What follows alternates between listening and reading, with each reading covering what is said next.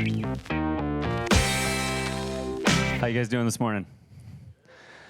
So, 2008, Al-Qaeda in Iraq, they have progressed from hand-to-hand fighting and found out that fighting the coalition forces isn't really working.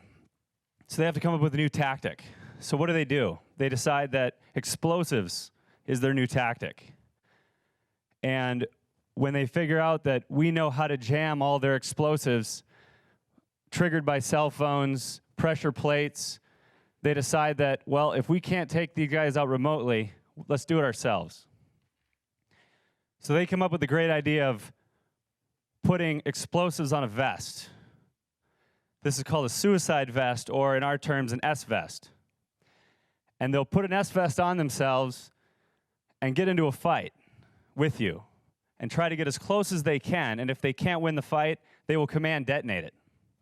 So what they do is they clack off a button that sends a explosive charge off, killing them instantly and hopefully taking you or some of the coalition forces with them.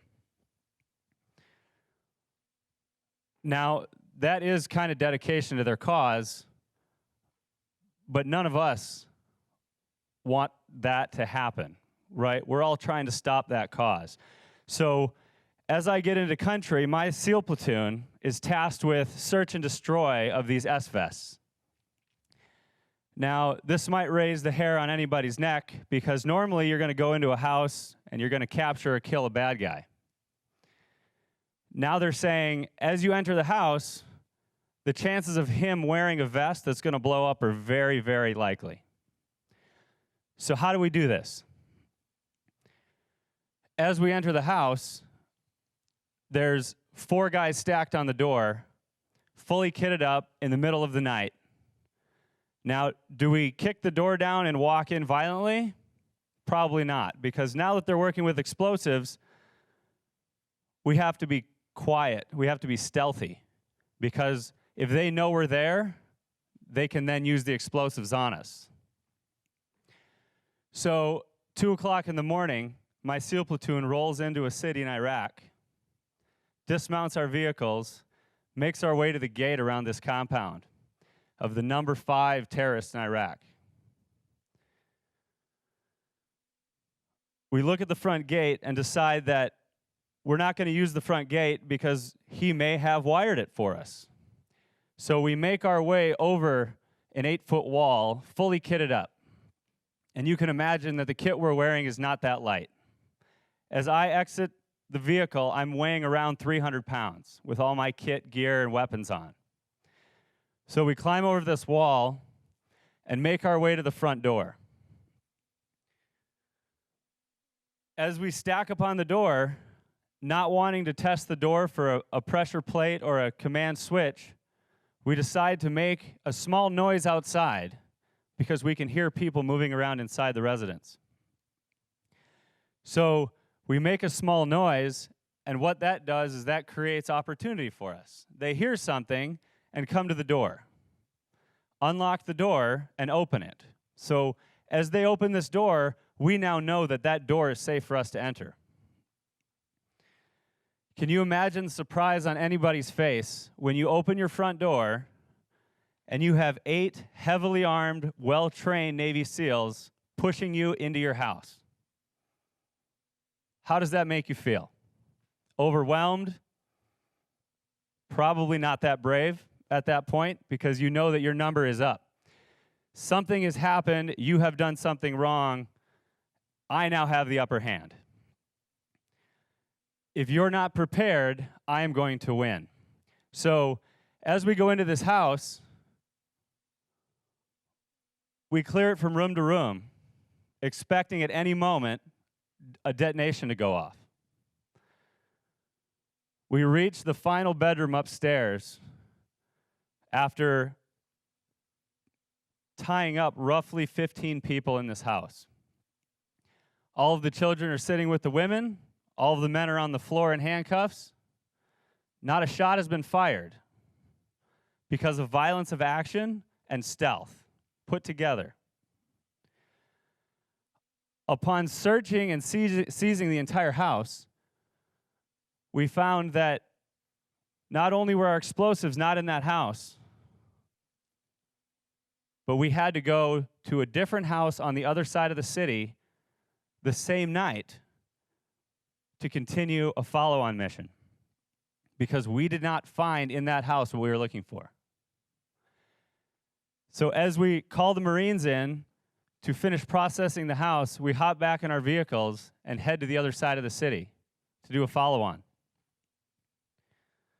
Once again, we have to get this done tonight because we have to find these explosive vests before they kill any more Marines. Now, all the stuff we've practiced, we've trained for, all the intel we had, we now don't have that, and now we have to improvise and go hit another house without having a walkthrough and a setup.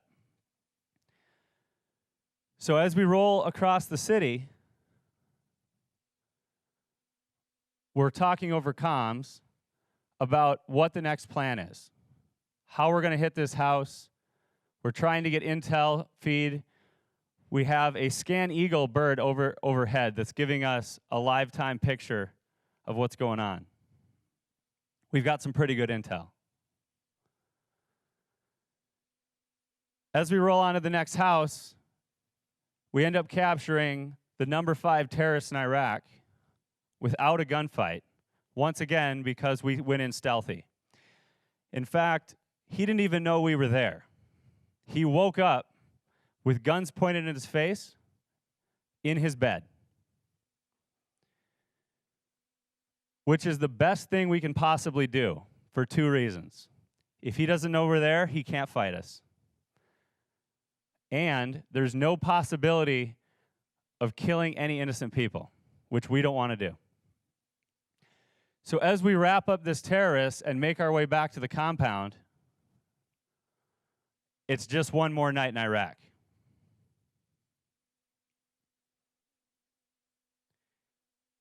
I could go on and tell you endless stories about things that the military and I have done overseas to protect people, but we're not here to talk about that. We're here to talk about bravery. For the last 9 years, I was an active duty Navy SEAL. I've been deployed all over the world to the most dangerous areas you could possibly be in the entire world. Now, some people would ask, why would you want to do that as a Navy SEAL? And we'll get to that in a minute. I am currently the owner-operator of Crew Demo's parachute team. So my weekend job is traveling across the country and skydiving into sporting events. I jump into the Minnesota Gophers home opener every single year. 2 weeks ago, I jumped into the Michigan-Nebraska game in Ann Arbor. So this is my moonlighting job. My day job, I am the facility manager at Sealed Mindset, and I'm part of the leadership team there. What we do on a day-to-day basis is we run self-defense courses for everyday people to keep you better protected in everyday situations. How did I get here? Well, I am a Minnesota native. I was born and raised in Cambridge, Minnesota. After graduating high school, I thought business was my forte. I thought, I want to work for myself. I have a lot of drive. I don't really want anybody to tell me what to do. I want to work for myself and try to be as successful as possible. I started a construction company right out of high school. Ran that for roughly 4 years. In that time, 9/11 happened. I never thought I would join the military, ever. 9/11 happened, and it made me realize that I needed to do something for our country. I was able to do it. And this is something I could do while I was young, not something I could do when I was older. But I could always do business when I was older. So, at a much of a chagrin to my friends and family, I told them, hey, I think I'm going to become a Navy SEAL. My mom didn't like the idea at all, obviously. My dad thought it was cool right off the bat. Yeah, my son can do that. So I ended up joining in 2003. I went into the Navy after a bunch of research to find out what was the path and why did I want to be a SEAL versus some other branch or serve in the Air Force, something like that. I wanted to be the best of the best. I wanted to be the guy that was kicking down the door, getting the bad guys for what they had done to America. Now, we do need all the support. All the branches of the military have their purpose, and we need the help from them. But I thought I had a direct role in being one of the frontline guys. So I went into the Navy, went straight into BUDS, Basic Underwater Demolition SEAL Training. Just to give you some statistics right now on BUDS and the Navy, there's about 340 million people or so in America. There's roughly 300,000 people in the Navy, so 1% of that. The SEAL community is roughly 1% of the Navy, at roughly 3,000 to 4,000 people. So it's 1% of 1%. Now, how do you get there? You have to go to BUDS and go through the course. I started BUDS with 195 men prior to our indoc. By the time we got through our indoctrination, which is roughly 5 weeks long, we were down to 144 guys. There was that portion of people that can't even make it through the indoc. Once we started our first phase, we lost 44 guys the first week. We set a record. People dropping out, quitting, getting hurt, not being able to go on. Hell Week is the 4th week of BUDS. We were down to 80 guys by the 4th week. Started Hell Week, and we went from 80 down to 55 guys in Hell Week. We graduated Hell Week with 55 guys left.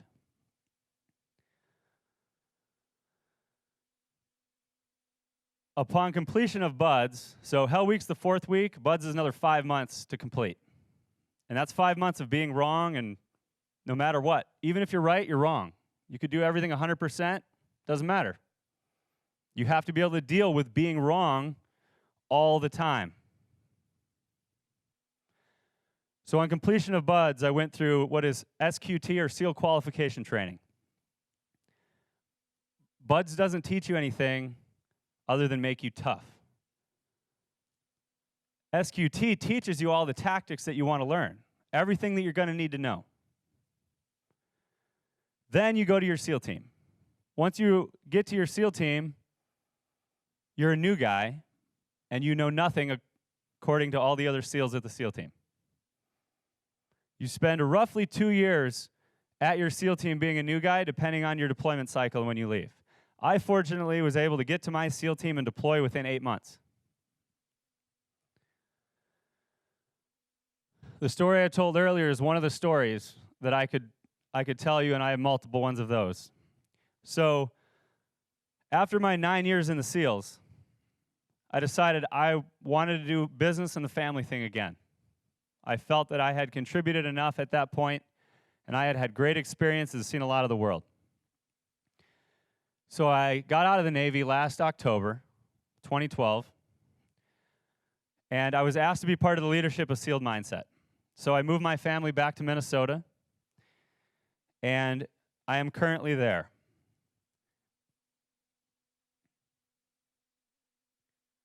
Who are SEALs? Are they these amazing guys that can do anything? No. SEALs are everyday people. Just an average person is a SEAL. We're average guys. There's nothing special about us. The only thing that allows us to become a SEAL is the determination to do whatever it takes to get the job done.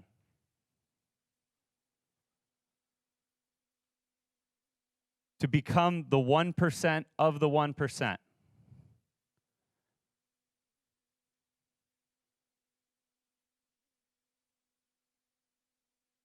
What makes you brave?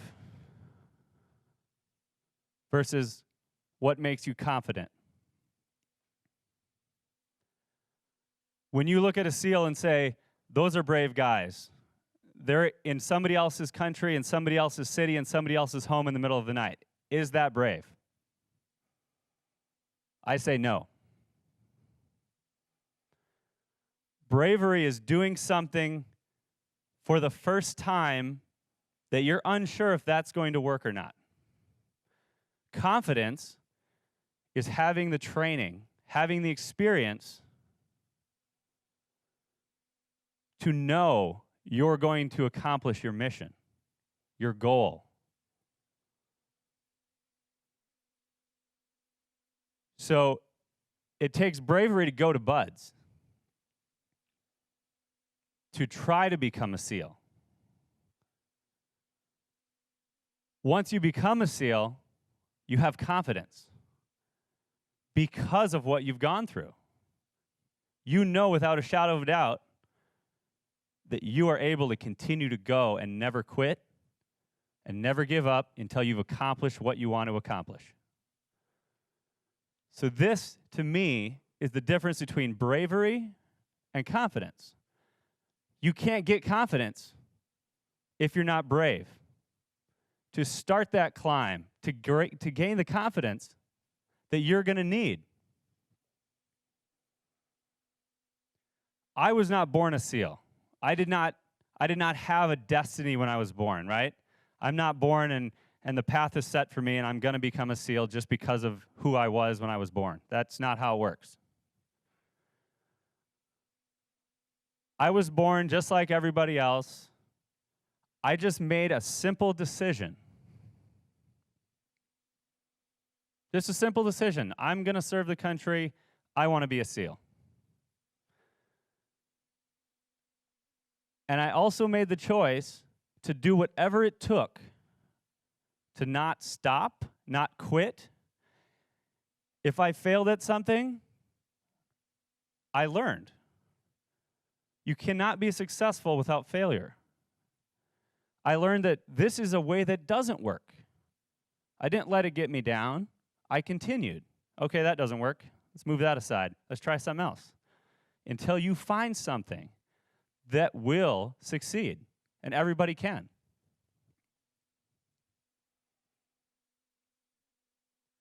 So by making that decision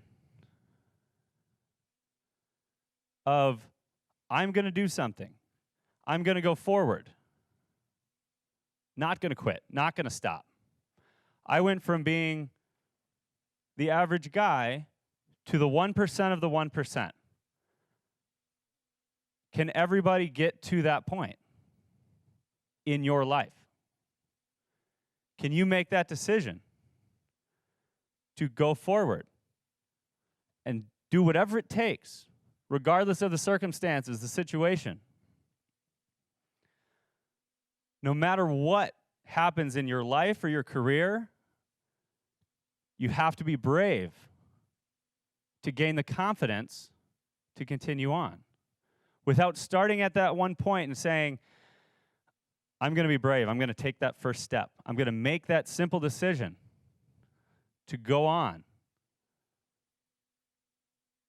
It's hard to gain the confidence without being brave. Thank you.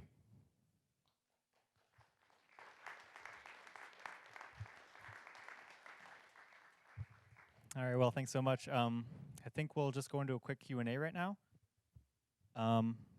And yeah, so just a couple minutes. Anyone have any questions, feel free to just raise your hand. I'm not actually on Twitter. Not yet. The Twitter sphere is not, I've not figured that out yet.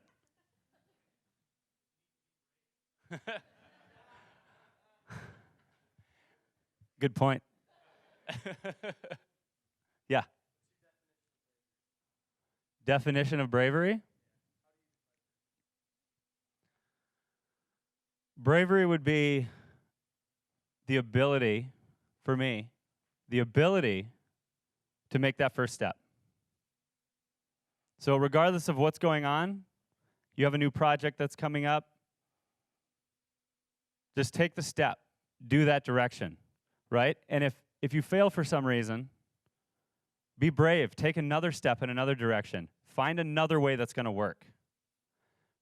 When we went on to that first compound and the gate was locked and closed, we took another direction. We went over the wall instead of through it. And that the plan was to go through it. But we decided it's probably not a good idea. Something wasn't working right. Take another direction. Take a step around. You can still find a way in.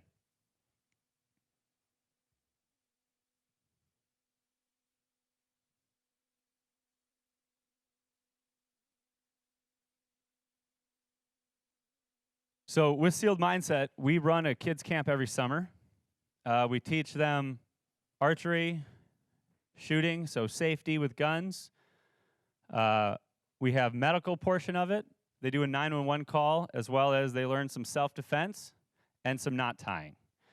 And it's set up, it's called the Victory Games. So it's set up where they come in and they practice for a few days. And on the last day, there's a competition. There are winners and there are losers. Because in real life, you could lose, even if you try your best. So we teach the kids from a young age, what do you want to do? You have to try as hard as you can. You can get good at something. You may not be the best with a bow and arrow, but you may be better with a gun. You may be better at knot tying. You can win something. You just have to see what you're strongest at.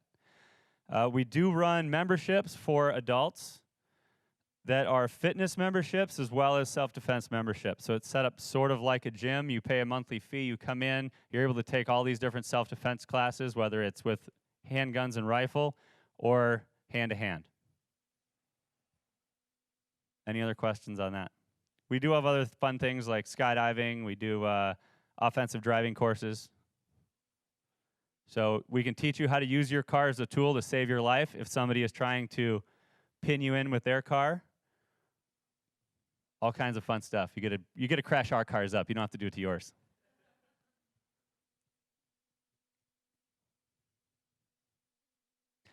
It's offensive driving. Defensive driving would be how to avoid a slippery road when it's icy out. Offensive driving is, I have a car, I'm trying to pin you in. How are you going to get out of the situation? You would use your car as an offensive tool to smash my car out of the way so you could leave. Because where I was taught, don't hit your car, don't hit anything with your car. But if it comes down to your life or your vehicle, what are you going to choose? Some people might choose the vehicle. Okay. Right, a vehicle is just metal, it can be replaced. There's no reason why you need to hang on to those.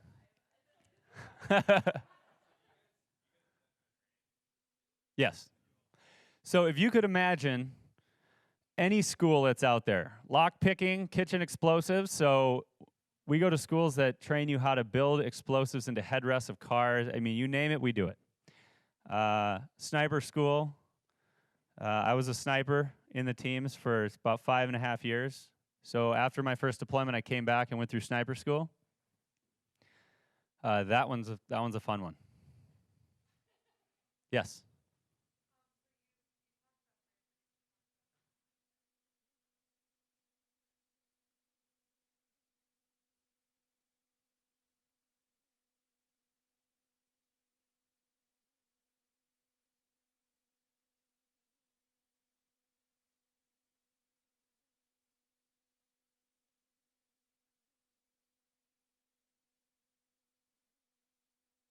Confidence. We give people the ability to have the confidence to feel safe. I never want to leave my house and think, when I'm traveling to Michigan and to Florida and all these other places around the country to jump in and skydive into the stadium, when I leave, I don't feel scared that my wife can't take care of herself. She has the confidence, she knows the training, she can protect herself if I'm not around. We want everybody to never feel scared again by giving you the confidence to protect yourself and know that you have the ability to do so.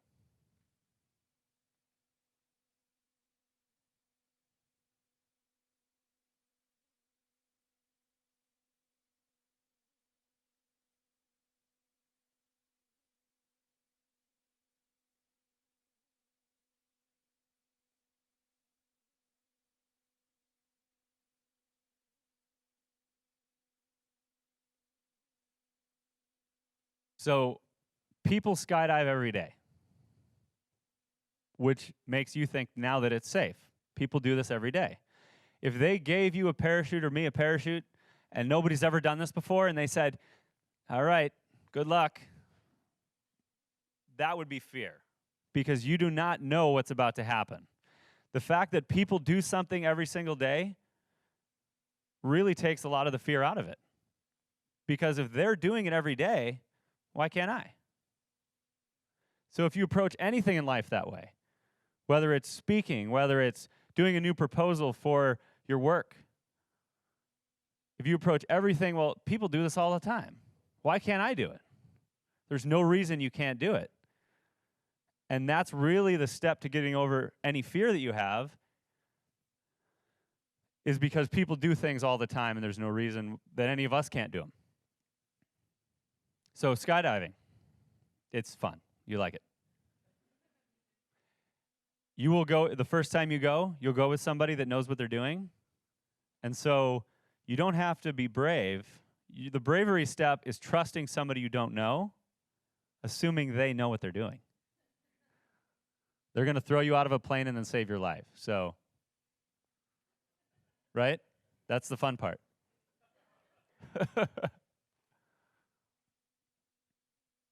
Any other questions?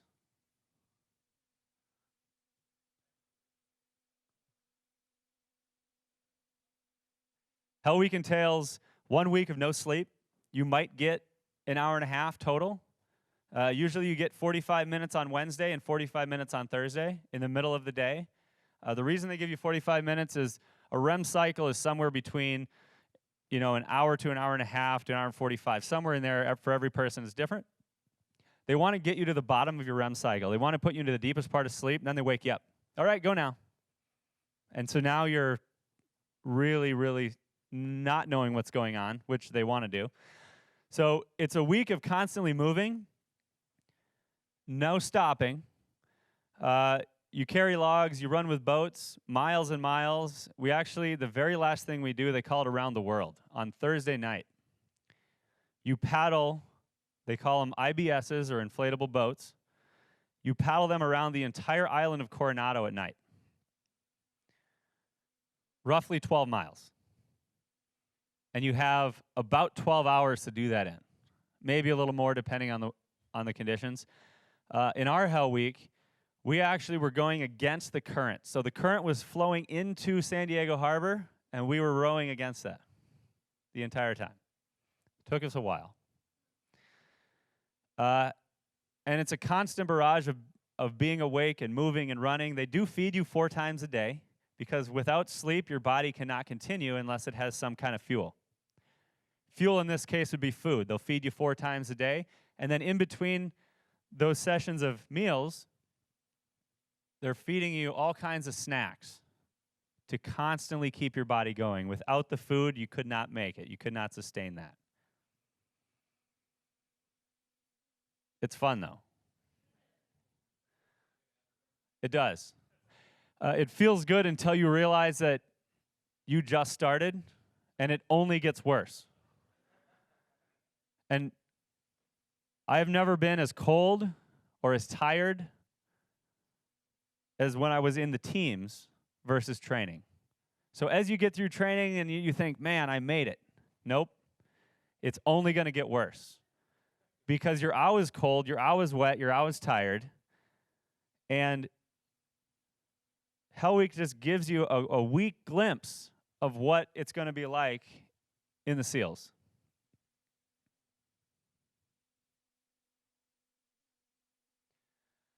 No, I don't think so. No, I don't think anybody cried that I saw. Yes. Yeah. Women cannot be Navy SEALs because we are a frontline combat force, and so they are starting to allow women in some roles, but there's a lot of things that make it hard for women to do that job.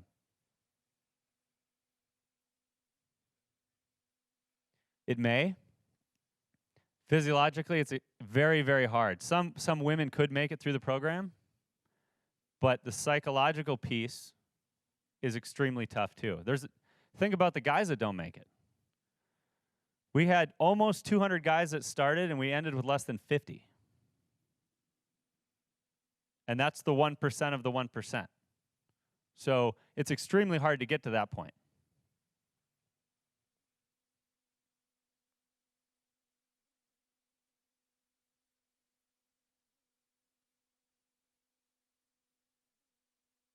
Thank you, guys.